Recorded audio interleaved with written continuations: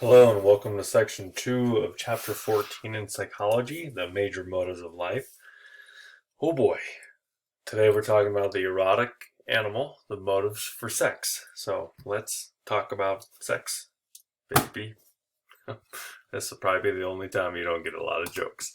Lenore Tiefer said sex is not natural. It's not a natural act for humans. It's just not like animals doing it. It's kind of different for humans. There's a lot of things going into it. There's the biology of it. There's evolutionary. There's the psychology. So the mind. There's the social and cultural. So cultural differences. There's a lot of them in terms of accepted practices on what can and can't be done, and when and what situations can and can't be done. So the biology. So let's look at the medical side of it. Hormones and sexual response. Testosterone is really the thing that stimulates sexual arousal for both genders, for both men and women. It's the production of testosterone that leads to the libido or the sex drive. T treatments or testosterone treatments can help with low libido, especially in men, fatigue, and a lack of well-being. It does have unpleasant side effects, beards, things like that, and other things going on. But how much is not enough? And that's kind of hard, like how much is not enough testosterone? Too much, and now you're a muscle bound, kind of freak, and, it's kind of like a steroid, and there can be aggressive behaviors and other problems like that. And so it's just kind of a big issue on what to do. Having sex or having sexual activity also increases testosterone as well. So the more a person does it, the more testosterone they have, and so it kind of boosts it in itself. So arousal and orgasm. Alfred Kinsey at Indiana University in Bloomington did studies on sexual behavior in 48, and they were groundbreaking. The surveys on the sexual behavior of the American man was groundbreaking. It was heralded. It was scientific. And then the female counterpart came out in 53, and it shocked the country, and it was smut and lewd and awful. But this was really the first scientific study into sex. What he found was the penis and the clitoris developed from the same embryonic tissues. They're pretty much the same nerve endings, and they're there for pleasure, really. Uh, it These broke down old notions of sexuality and gender, and found out that Americans in the 40s and 50s were a lot more perverse in terms of what society accepted in terms of their sexual behaviors than people thought. It led to a lot of sex research in the 1960s. You have William Masters and Virginia Johnson, who found that all orgasms were physiologically the same. They actually had a sex lab. There's a TV show about them. There's a movie about Alfred Kinsey. Kinsey was groundbreaking in their surveying. They just did surveys and their questioning, which is replicated by a lot of psychologists in other fields. They had the Kinsey scale on how hetero or homosexual somebody was. And they would ask, questions. Instead of saying, have you ever cheated on your spouse? It was, how many times have you cheated on your spouse? Instead of a yes or no, it gave them a number. And their unique questioning led to more honest answers. And they delved into everything, from homosexuality to bestiality to pedophilia to you name it, masturbation. They went through the gamut of it all. Masters and Johnson, they found that women had a greater response for sexual response than because of multiple orgasms. A female doesn't have a refractory period like a male. After a male has an orgasm, they have to have a refractory period. They have to get back to where they were. Women can just keep having orgasms. And so it seemed like that there was more sexual response for women than men. And they described the human sexual response cycle, that there's excitement, there's a plateau, there's orgasmic, and then resolution phases where things kind of go back to normal. So sex and sex drive. Women and men are capable of the same pleasure sexually, biologically speaking. Men have higher rates of almost every kind of sexual behavior across most societies. So if men and women are equal in terms of how much you can enjoy it, why do men want sex more, or they have sex more, or they do other lewd things more? Men's wiring for sex overlaps their need for dominance and aggression, whereas women's wiring for sex in the brain overlaps nurturing. It's tough to isolate. They can't really get it pinpointed 100%, but many agree that a men's sexual behavior is biologically based. men have higher levels of testosterone. And so that's kind of where they're kind of going there, but that's a slippery slope, because if they say that, too much testosterone leads to sexual addiction, and then who knows where that can go. Women are more affected by circumstances, by specific relationships and cultural norms. If we went back here, this is an old chart, and who knows if this is true, but they say that a male libido, the male urge to have sex, peaks around age 18 to 21. Whereas the female libido is in the mid 30s to early 40s. It's kind of the notion, the old stereotype of where a cougar comes from. And the pool boy, I guess. I'm not sure. Evolution. So evolutionary people think, so looking at just society and the animal kingdom and all that and comparing humans to it, sex drive, courtship, and mating practices evolved from our need to survive as a species. This view states that men compete with other males to inseminate as many females as possible, to perpetuate their line, their DNA. There was one man who fathered 899 kids in Africa. I don't even know everyone's name in my class sometimes. 809, I'm just kidding, I know your names. 899 children, oh my goodness. They argue that women need to shop for the best genetic deal, because they're going to be stuck with the child for 9 months in their womb, and then they have to raise the child, and so hopefully they have a good match and have a healthy child. Mating with multiple men would not produce more offspring than staying with one man. So they try to attach themselves to dominant males. According to these theories, men want more sex than females. This is a very biased, very sexist view, kind of looking at it from very, natural, I guess, like compared to the animal kingdom. And it sticks with many of the stereotypes of men and women. So evolution, culture, and sex. Evolutionary theories are really stereotypes, and they really play onto a lot of things.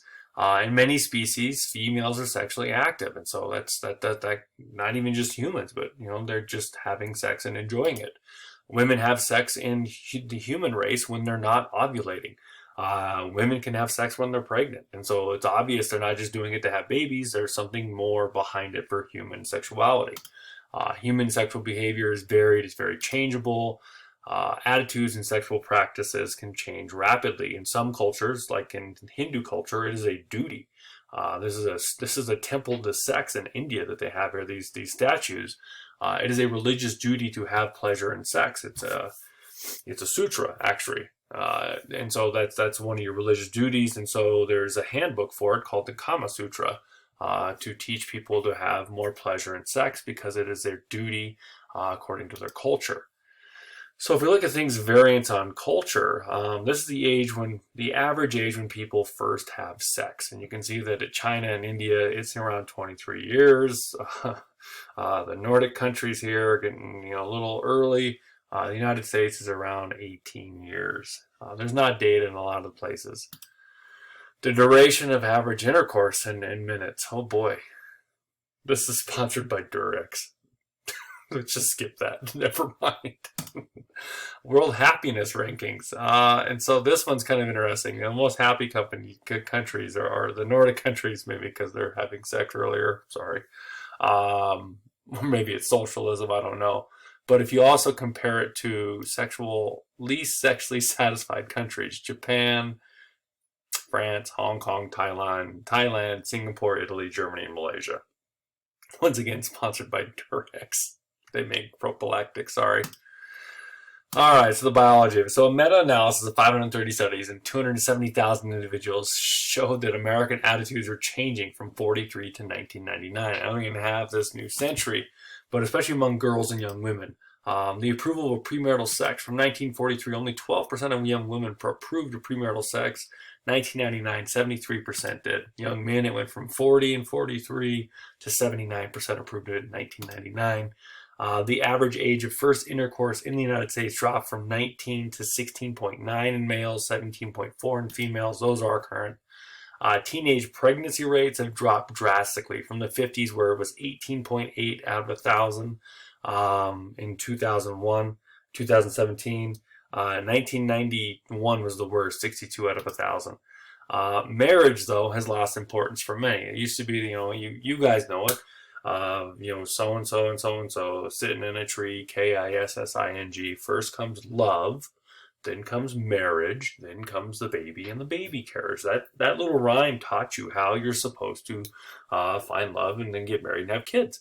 Marriage isn't important anymore because people are having more and more premarital, or not even premarital, but just non-marital sex. Men are helping more and more with childcare. Most people find partners based on proximity and similarity. We'll learn this in our love section. And so premarital sex is a chart here you can look at. Evolution has given many people very flexible brains. This is the teen birth rate as of 2017. You can see that it's highest in the South. They have the highest rates of teenage birth. Colorado, we're here 14.2 to 16.2 per 1,000 is what that means. People will believe that each type of sex is always wrong. And so premarital sex, you can see from 73 to 2010, it's just kind of flatlined. Extramarital, that means having an affair, kind of up and down. And then homosexuality, more and more people are accepting homosexual sex. So psychology. Psychologists love to state that the sexiest sex organ is the brain, that you can't do it without the brain. The brain has to be engaged. People's values, fantasies, and beliefs profoundly affect their desire and their behavior. There's many reasons why people want to have sex. One is it feels good. If the primary motive is pretty obvious. It's pleasure, it expresses love, for reproduction, to have a child. Studies have revealed 6 underlying reasons for having sex besides just like let's make a baby, or it's fun, or I love you. Enhancement. It makes you, there's the physical and emotional pleasures of sex. It actually is beneficial. It lowers the rates of prostate cancer for men, or testicular cancer, the more orgasms they have in a week. Intimacy, to show your closeness and your intimate love for a partner. Coping. Sometimes people do it to cope with negative emotions. They're going through a rough time, and so they're going to try to help themselves feel better. Self-affirmation, reassurance that you're good looking, that you're attractive, that you are wanted, that people, that you're not just some hermit living in a cabin. They're going, partner approval, wanting to please your partner, trying to make them feel good. And then pure approval, trying to, impress your peers that, hey, I did this thing. So the other motives for sex, and so men and women don't really differ for their motives for intimacy. But sex, men are more likely to have sex for the other 5 reasons, especially pure approval, just to be, to fit in with the guys. As people get older, they're more likely to have sex for intimacy and self-enhancement, and they're less likely to have it for partner or pure approval. They don't really caring about their partner as much, and they don't really care what their friends think about them. Other reasons that people have sex: spiritual transcendence, money. It is the world's oldest profession. Duty, power over a partner, submission to a partner, and sometimes rebellion. Extrinsic motives for sex lead to risky sexual behavior. Alcohol a lot of times is mixed in with that. Large numbers of people have sex for extrinsic reasons. One college study found that 50% of women and 26% of men consented to unwanted sex. Men do it for peer pressure, for inexperience, a desire for popularity, and the fear of seeming homosexual or gay. Women do it to prevent losing a relationship. They feel obligated. Their partner makes them feel guilty, or they want to satisfy a partner or avoid a conflict. Anxiously attached women are most likely to have engaged in unwanted sex. Securely attached women occasionally have unwanted sex, but it's for different reasons. So coercion and rape. This is a very touchy subject, very difficult to talk about. A national survey of 3,000 Americans ages 18 to 59 found that 1 out of every 4 women had a man force them into a sexual act. And this is really coming to light with the Me Too movement. Usually it's a husband or a boyfriend. Only 3% of men actually report this compared to 25% of women. Half of women report that a sexual assault did not label it as rape. And so the reason why, most cases of rape, they know the victim, or the rapist knows the victim, they know who it is. So why do men do this? Pure approval, anger, revenge, desire to dominate, having personality traits of narcissism, insecurity, defenselessness, hostility towards women, contempt for the victim, sadistic pleasure from inflicting pain, it's just all a mess. And the one thing you should never do is blame the victim. People that rape, they have problems, they have issues, they should be held accountable for their sexual assault. So the culture of desire. So looking at culture, kissing is a weird thing. Kissing is a great example of cultural influences on desire. The French actually call French kissing English kissing. It's just strange. Some cultures find it repulsive to kiss because food goes in your mouth. That's disgusting. Why would you do that? People have to learn the cultural norms and peers and parental lessons of what's supposed to turn them on, what's supposed to be attractive.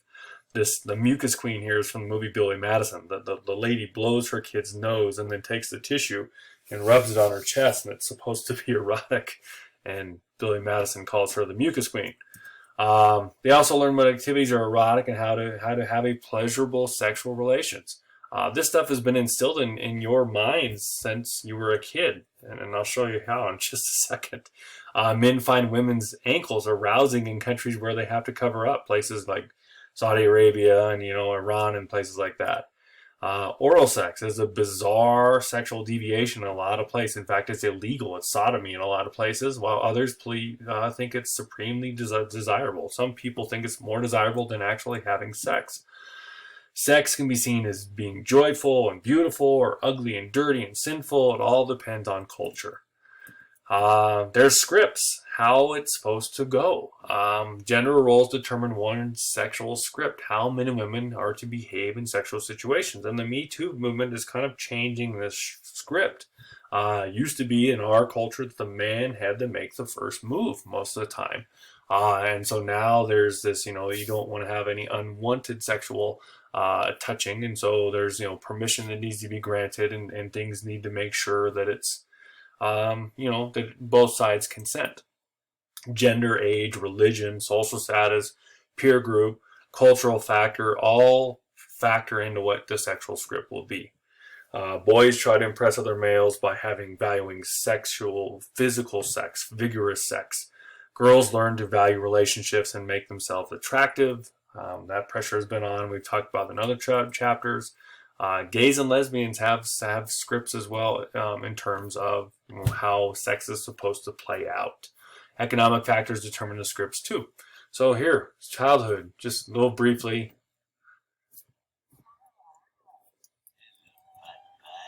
Looney Tunes.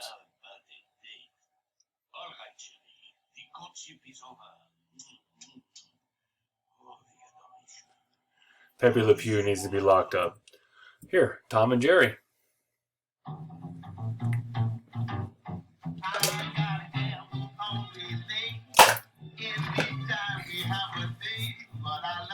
Trying to woo her. She's trying to make herself look attractive. Good Louis Jordan song.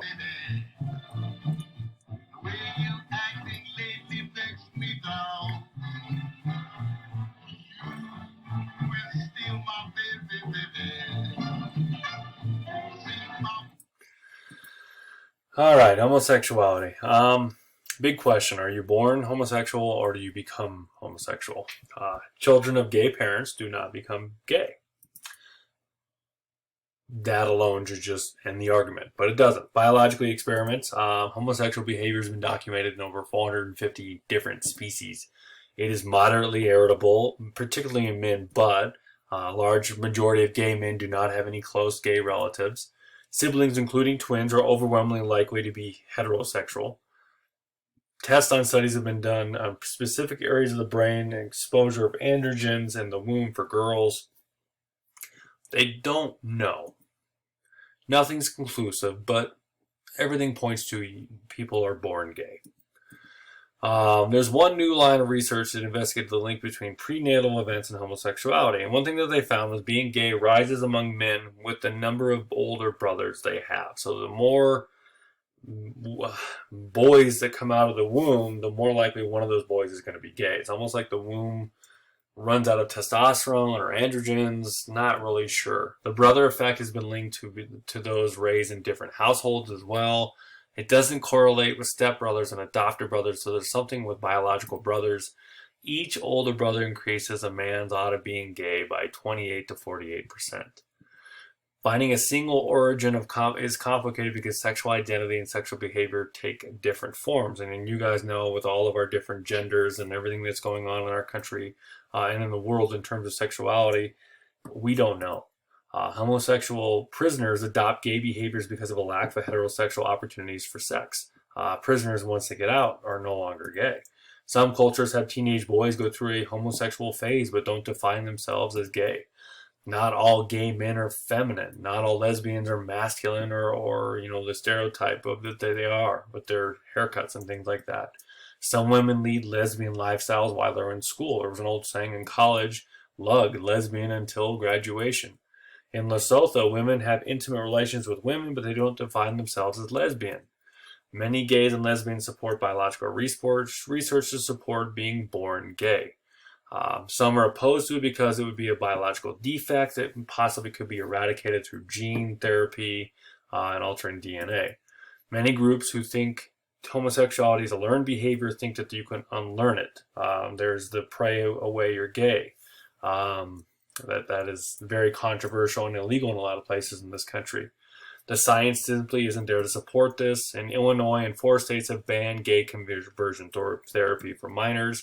President Obama tried to ban it nationwide. It didn't work.